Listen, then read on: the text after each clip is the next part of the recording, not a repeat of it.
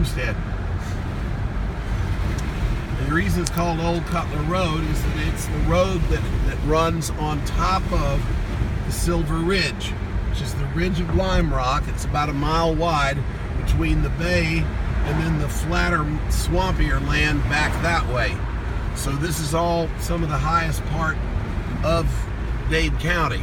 I don't think I've ever seen in any place in Florida this many banyan trees. Oh no, that's why I wanted to bring you here. There's no place in Florida with this many banyan trees, because they've been planting these trees here since the early 1900s. Sandy Carlton and I, for years, we'd get inside that old banyan tree on watercraft, and we'd say to each other, now we're in the deep, deep woods. And then I found out that freeze in the early 80s, killed so much of the oranges. Skip and Jane Carter and Michael and I went for a walk along Bayshore, and they told me that freeze had killed it. Yeah, well, Miami has never had, it had a very light snow once, the day Anita Bryant announced her Save Our Children campaign against gays, but generally it's never been a freeze here. Occasionally the weather drops below 50. But the winter here is just like this. It is stunningly gorgeous. And most people put up with the summer in order to enjoy the winter, or they snowbird. And lots of people snowbird. Now is this, what street is this? This is Kendall Drive. It's 88th Street. This is incredible. It is. The shade is just incredible. It is. That's why people love this part of town. This is the architectural and what do you call it? Botanical treasure. Gaines right, and I would have had a field day climbing in all these banyan trees as much as we loved to climb trees when we were kids. So,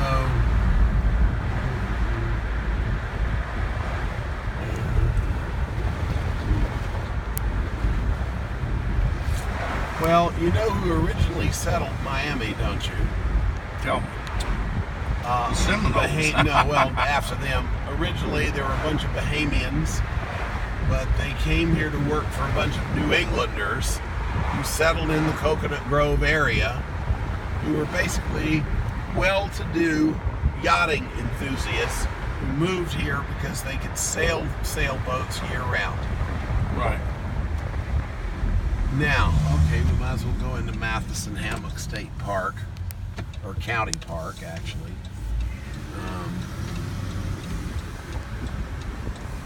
Because this will give you a sense of the geology. You notice we're going downhill slightly. Right. And you'll have to send me this video so I can post it.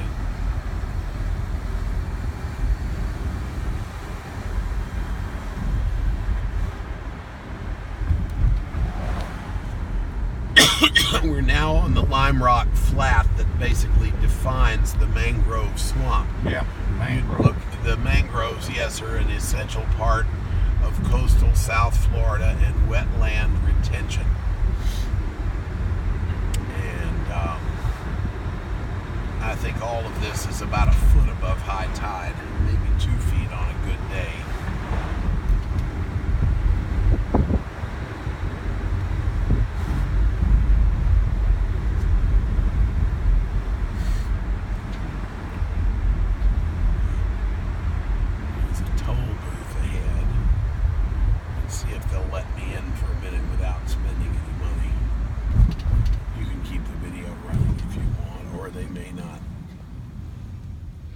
Proceed to pay station. Okay, would attendant not present. Well, I'm not going to park the vehicle, so it won't make any difference. Just keep going until you can't go any further. That's basically it. They tell you can't go When we run out of land, then we'll just wait here until they dredge some more. Remember, that's what Andy Griffith said on going down street number 1. That's right. So, they have a Oh, they have a marina here now. He's sure the one that that makes the county some good revenue. He's the one that told that joke. He saw a place where lemonade, all you can drink. Yeah. He had a glass, and he said, I'd have another glass. And the guy said, that'll be another dime. And he said, but the sign said, all you can drink for a dime. And the guy said, yeah, that's all you can drink for a dime. You can see how close we are to the high tide. Oh, yeah. And I'm sure this road's been underwater many a time. Oh, yes, it has. And you can see now they're cleaning up after the last hurricane. But this is what a mangrove looks like, people. Mangrove swamp. This is One of the best tasting fish is like. mangrove snapper.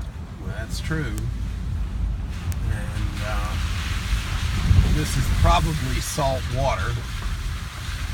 Brackish water. But probably salt because, well, there's the, like the bay right outside. Yeah. Well, we're actually in the bay. If you think can about smell the salt water now. See, look, we are in the bay when we're in this. Oh, this is all. The salt water comes right up to the edge of the road. Of course. Aim out that way, Gene, so people can get that perspective. Look at the cranes. Oh, she's taking pictures of the cranes. That's okay. You can run your. No, that's fine. Because these wetlands are what nurture wildlife, of course, marine life. They also protect the houses from storms until the stupid developers come in and tear it all out. And stick a bunch of damn condos on. We're going to turn around just because this seems like a good place to do it. Yeah. Yes. But there's probably no place in the United States that other than the North Gulf Coast, and even it's different, that has a more intimate relationship with salt water the North Gulf than Coast Miami and South Florida. Is in a different climatical zone. Right, exactly. This is tropical. You wouldn't see. I mean, this is just barely above the tropic line. Right. This is tropical.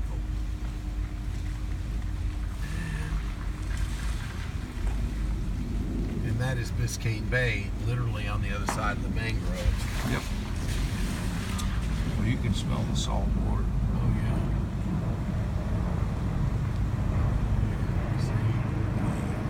Oh, yeah. You can see the...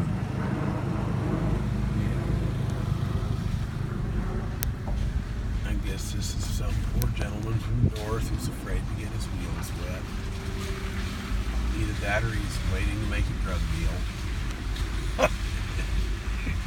His pickup hasn't arrived yet. I'm only kidding, people. Miami Vice. However, it is the #1 cottage industry in South Florida. Don Jr. It's hard to believe 30 years ago the Don Johnson look of success. You know, he didn't shave for several days and he lived on that houseboat. Sonny Crockett spawned a whole fashion revolution. Then he played Nash Bridges. Yeah, but Nash Bridges never had the cachet and the charm of Sonny Crockett. Well, he was older too by the time he did.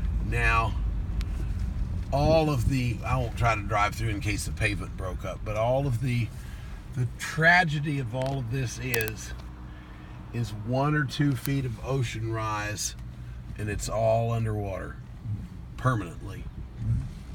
The ocean was here before people were. Yes. So it was a mangrove swamp. This would be encroachment in terms of course, man-made global warming. This is man-made global warming, and Miami is going to be the biggest casualty, the first and biggest casualty of. Well, the only tragedy is it's always so many of the poor people will suffer. Yeah. People that are helping cause it, that have big homes here, will have those all insured. Well, no, actually, I don't think their insurance companies will pay them for the home boats for climate change. I don't. I think the bigger loss will be the loss of lifestyle, because Miami enjoys a unique opportunity, a unique lifestyle doesn't exist anywhere else in the United States. And that was one of the things I loved about living here. I still love about living here. You spent about 5 good years here. I was 5 years here almost to the day. They were some of the best and happiest years of my life. Well, that's why you come back. It's kind of like wallcraft for you. This is my version of wallcraft. Yes, I never thought about it that way, but you're right. This is my version of wallcraft, complete with banyan trees. I made wonderful friends. I was young. I was energetic. I had a very energetic life, and it was a wonderful time in my life, and I left before it got worse. You know, it's rare that people have something like that, and it's nice to always have it. That's true. That is very true. Very few people have something like that. You have this, I have wallcraft. Yeah. Yep.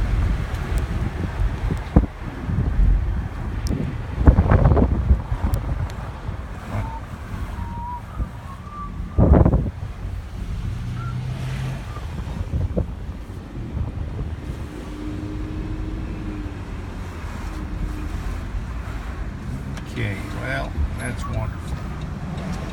Well, that's interesting. We have a green light. Old Cutler Road. Farther down Old Cutler Road is the Fairchild Tropical Gardens. Now, you know what The this world wall famous is all about? It's part of probably Fairchild Tropical Gardens and or Matheson Hammock Park. The two are very close. There we go, Fairchild Gardens to the left.